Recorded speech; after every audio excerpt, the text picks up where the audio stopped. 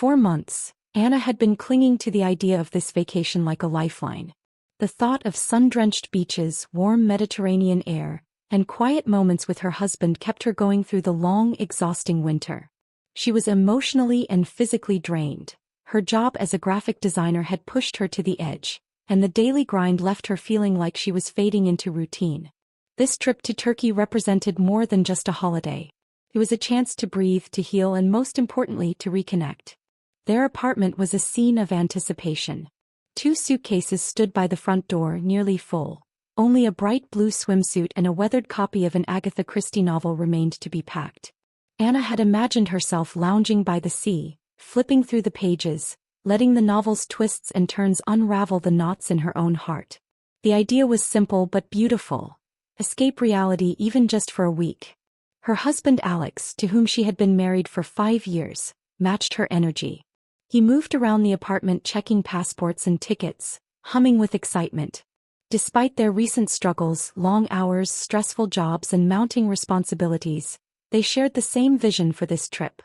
Turquoise waters, candlelit dinners under the stars, local street food, and lazy mornings with Turkish coffee. Above all, they longed for uninterrupted time together. Their marriage, once full of spontaneity and laughter, had slowly become transactional. The spark was still there, hidden beneath stress and exhaustion, waiting for the right moment to be rekindled. This trip was supposed to be that moment. It was a gift they were giving themselves. A promise to slow down, to remember what brought them together, and to start fresh. Little did Anna know, everything she hoped for was about to unravel. As Anna hummed softly and carefully folded a sundress into her suitcase, the warm anticipation of the trip still wrapped around her like a comforting blanket. Everything felt ready. Her clothes were packed, their itinerary was set, and in just a few days she and Alex would finally escape the chaos of their daily lives. But just as she was savoring the moment, Alex approached the kitchen table with a shadow of hesitation clouding his face. "Anna, we need to talk," he said, his voice low and uneasy. Her heart skipped a beat. That tone was never a good sign. "I bought an extra plane ticket," he confessed. Anna blinked, confused. "For who?" she asked, her voice steady but wary. Alex hesitated before dropping the bomb. "For my mom." The words hit Anna like a punch to the stomach. Her romantic vision of their getaway began to dissolve instantly. All she could see now was the image of Elena Ivanovna, her sharp-tongued, overbearing mother-in-law, shadowing every moment of what was supposed to be a peaceful escape. "You invited your mother on our vacation?" Anna asked, her voice trembling. Alex, clearly aware of how wrong it sounded now, tried to defend his decision. "She's been so exhausted lately. I thought it might help her. I just wanted to surprise you." Anna's frustration boiled over. "A surprise?" she snapped. "We've been planning this for months, Alex. This was supposed to be our time, just you and me." Memories of Elena's constant interference surged back. Her criticism of Anna's cooking, her mocking of her fashion, her uninvited rearranging of the kitchen. Anna had stayed quiet for years, swallowing pride in hopes of earning some respect. But this was too far. Seeing no other way to balance the situation, Anna made a bold decision. "If your mom's coming, then I'm inviting mine." Alex looked stunned. "Why?" "So I won't feel like a stranger on my own vacation," Anna replied, reaching for her phone. This wasn't just about fairness. It was about reclaiming her space and her dignity. If Elena was going to be there, Anna wasn't going to face her alone. But what began as a confrontation over travel plans would soon explode into a life-altering crisis, one that none of them could have foreseen. Anna's fingers trembled as she scrolled through flight options for her mother. Her heart pounded with frustration, but beneath it all was something deeper: hurt. This wasn't just about the vacation anymore. It was about respect, about being heard. If Alex could unilaterally decide to bring his mother along, then Anna had every right to invite her own. But just as she found a suitable flight and hovered over the confirmation button, the apartment door burst open with a sharp bang. Elena Ivanovna stormed in, her face twisted with fury. She had overheard everything. "What is going on here?" she barked, eyes flashing. Anna stood her ground, refusing to cower. "I'm booking a flight for my mother," she said flatly. Elena's voice rose to a shriek. "This is sabotage. You're trying to destroy our family vacation." Anna's patience snapped. "Sabotage? You invited yourself to our trip without even asking. This was supposed to be for me and Alex, not a family reunion. How dare you speak to me like that? Elena hissed, stepping forward. You should be grateful I even tolerate you in my son's life. Grateful? Anna's voice cracked under the weight of years of repressed resentment. Grateful for your constant judgment? For treating me like I'll never be good enough? Alex tried to interject, his hands raised in a feeble attempt to de-escalate. But the damage was done. Then, in a flash of motion, Elena lunged forward, grabbing at Anna's phone. You're not wasting my son's money on your mother, she shrieked. Anna instinctively pulled back, clutching the phone to her chest. Elena's foot caught the edge of the rug. In one terrifying instant she stumbled backward, arms flailing, and tumbled down the staircase with a scream that froze the blood in Anna's veins. Silence fell. Then a low groan echoed from below. Alex rushed to his mother, panic in his voice. Mom? Are you okay? Anna stood frozen, her chest heaving. She hadn't pushed her. She knew she hadn't. But as Elena's eyes opened and locked on her, filled with venom, the accusation came like a dagger. You, Elena rasped. You pushed me. You tried to kill me. Anna's world tilted. Everything changed in that moment. What had started as a heated argument had now become something far more dangerous. A crime she didn't commit and a battle to prove her innocence. Anna stood paralyzed at the top of the stairs, her heart thundering in her chest. Elena's accusation echoed in her ears like a cruel chant. You pushed me. You tried to kill me. Alex looked up at her, his face pale, eyes wide with confusion and disbelief. Anna, is that true? No, she cried, shaking her head frantically. I swear I didn't touch her. But even to her own ears, her voice sounded hollow, drowned by panic, guilt, and the terrifying weight of how the scene appeared. Elena moaned, clutching her side, wincing in pain. Alex quickly dialed emergency services, his hands shaking. Anna stood frozen, watching as the paramedics arrived, moving swiftly and calmly through the chaos. Elena was stabilized and lifted onto a stretcher, her glare never leaving Anna's face. Before they wheeled her out, she whispered with venom, I won't let this go. I'll make sure you're locked away. At the hospital, the atmosphere was heavy and clinical, a stark contrast to the emotional storm within Anna. She sat in the waiting area, gripping her purse as if it were a life raft. Every sound, the beeping monitors, the soft shuffle of nurses, felt amplified by her fear. A young investigator approached her. Anna Sergeyevna, I'm Officer Petrov. I need to ask you some questions about the incident. Anna nodded, swallowing her fear. She explained everything.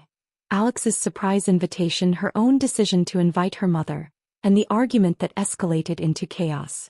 She was clear, there was no push. Elena had lost her footing in the struggle for the phone. It had been an accident. Later, Officer Petrov led her into Elena's hospital room.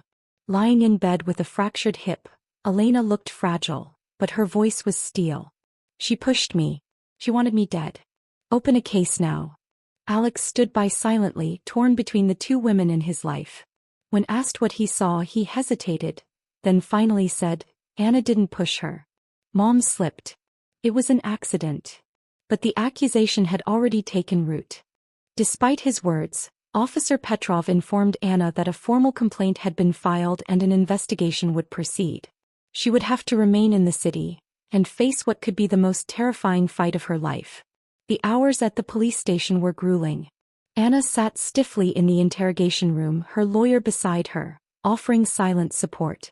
Across the table, investigators took turns asking the same questions, again and again, looking for cracks in her story. Every word, every pause was examined as though the truth might slip out by accident. But Anna held firm. She repeated the events with unwavering clarity. She hadn't pushed Elena. They had argued, yes, but the fall had been an accident. The fear, the chaos, and the look on Elena's face had terrified her. But guilt? No. She wasn't guilty of trying to harm anyone. When the questioning finally ended, Anna was told she couldn't leave the city while the investigation continued. Formal charges hadn't been filed yet, but they might be. The shadow of uncertainty loomed over her like a storm cloud. Stepping outside into the cold evening air, Anna spotted her mother, Maria Nikolaevna, waiting. Her presence felt like a lifeline. Without a word, Maria embraced her tightly. "You're not alone," she whispered. And for the first time in days, Anna let the tears fall. That night, sleep was impossible. Her mind kept circling the same questions. Why did Elena hate me so much? Why didn't Alex defend me sooner? What if no one believes me? Weeks passed. Eventually, the investigation concluded. There wasn't enough evidence to prove Elena's claims and the case was closed. But the emotional scars were not so easily erased. Alex apologized repeatedly, struggling to explain his hesitation. "She's my mother," he said. "She's always been complicated. I just wanted peace." But to Anna, the damage had already been done. His silence in that critical moment had shaken the foundation of their relationship. One rainy afternoon, Anna stood at the window, her thoughts heavy. "We should have gone to Turkey," she murmured. Alex, sitting nearby, looked up. "After everything that's happened, how could we?" Anna turned to him, a spark of determination in her eyes. "I'm going," she said. "With or without you. I need this, for myself." His eyes widened. "But your mom. She's staying here," Anna cut him off. "And so is yours." This wasn't just about a vacation anymore. It was about reclaiming herself. For too long she had lived in Elena's shadow, sacrificed her peace for the sake of harmony. No more. Anna had made her decision. She was going to Turkey, not to run away but to find herself again.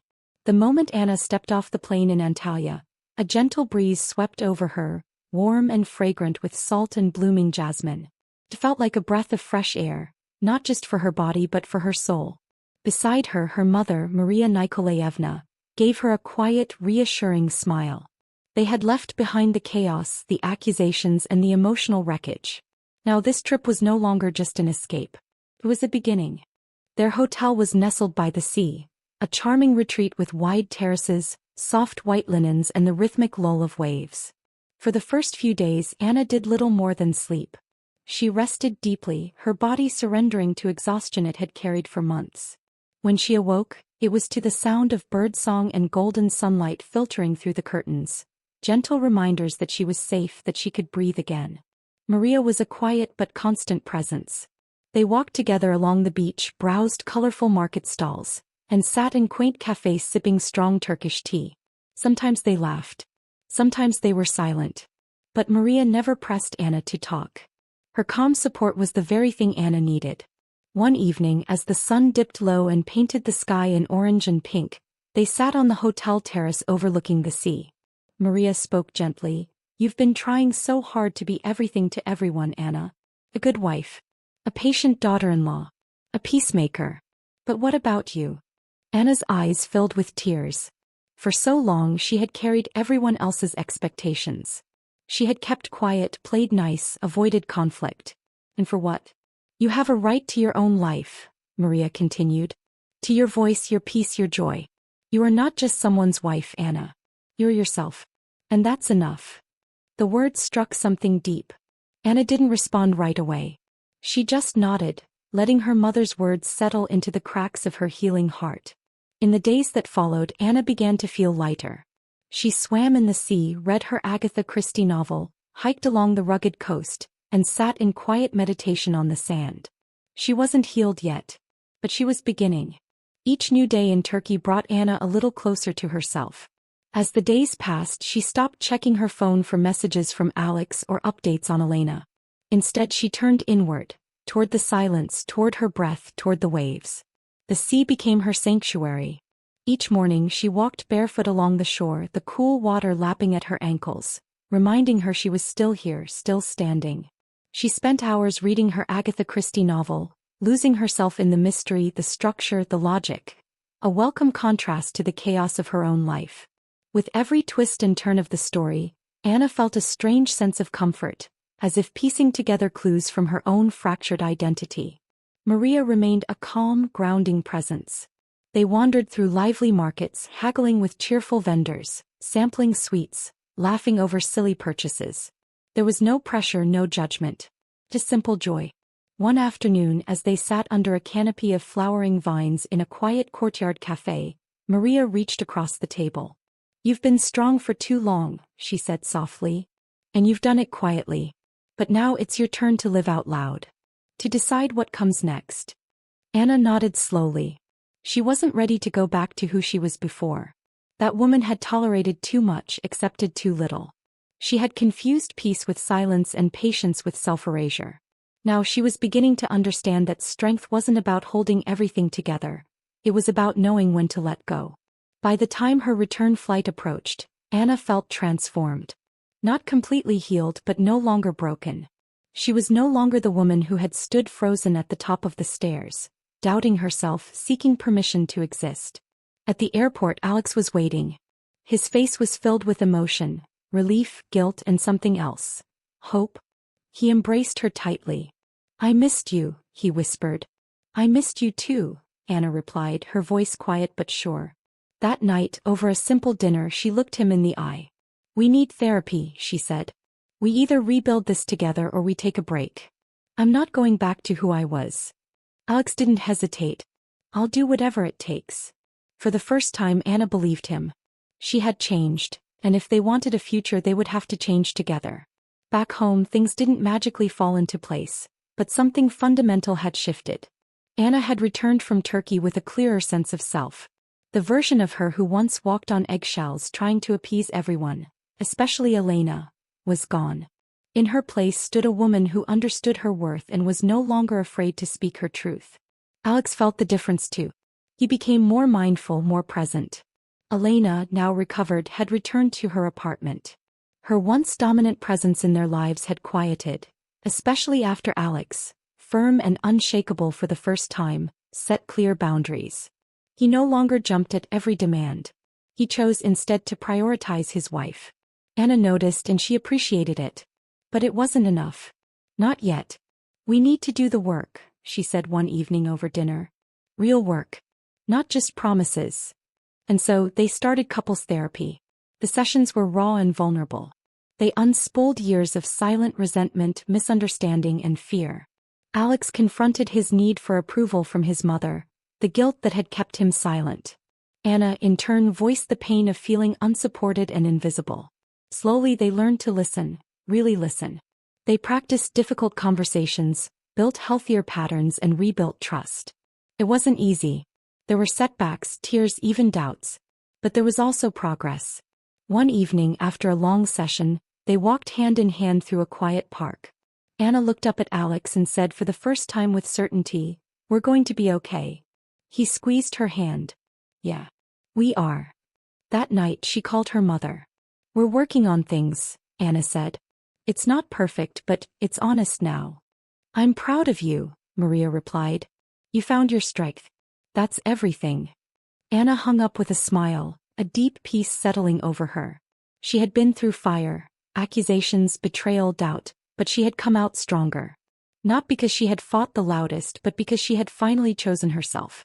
Now, as she looked forward, she no longer feared what was ahead. Whether with Alex or on her own, she knew she had the courage to create a life filled with truth, respect, and joy. She was no longer just surviving. She was living on her own terms.